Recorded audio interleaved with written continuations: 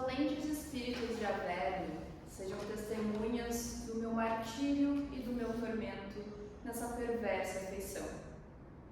Com seu angelical semblante, minha Senhora é mais cruel do que o próprio inferno.